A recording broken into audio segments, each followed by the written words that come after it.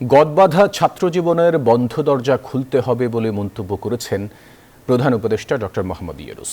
সোমবার বেলা 11:30টায় বাংলাদেশ স্কাউটসের দেশব্যাপী আয়োজিত কাব কার্নিভালের উদ্বোধন অনুষ্ঠানে নিজ কার্যালয়ে বক্তব্যে তিনি এই কথা বলেন। স্কাউটসদের উদ্দেশ্যে বলেন, স্কাউটদের অভিজ্ঞতাকে সব তরুণদের মাঝে ছড়িয়ে দিতে হবে। গদবাঁধা ছাত্রজীবনে নিজের সাথে পরিচয় হওয়ার আর কোনো সুযোগ নেই। তাই বন্ধ দরজা খুলতে স্কাউটের অভিজ্ঞতা নিয়ে ভবিষ্যতের ভিত্তি রচনা করা যেতে পারে। বিশ্বকে দেখার, জানার এক দারুণ সুযোগ করে দেয় স্কাউট। তাই পৃথিবীর দুয়ার উন্মোচনে তরুণদের আগ্রহী হয়ে ওঠার আহ্বান জানান অধ্যাপক ইউনূস। অনুষ্ঠানে স্কাউটদের হাতে পুরস্কার তুলে দেন প্রধান উপদেষ্টা।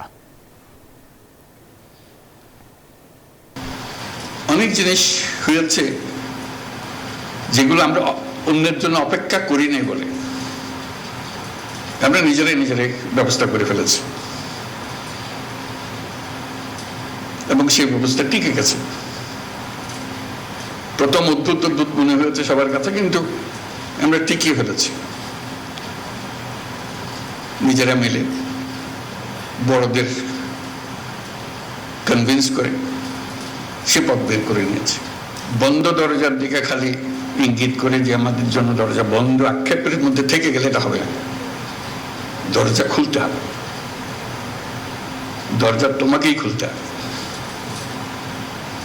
যেহেতু তুমি অনেক দূর এগিয়ে এসছো বলেই তুমি স্কাউট হয়েছো। বান্ডেল থাকলে প্রতি সেনমানিতে টাকা বাঁচবে। বিকাশ সেনমানি বান্ডেল কিনে জিতুন প্রতি লেনদেনে।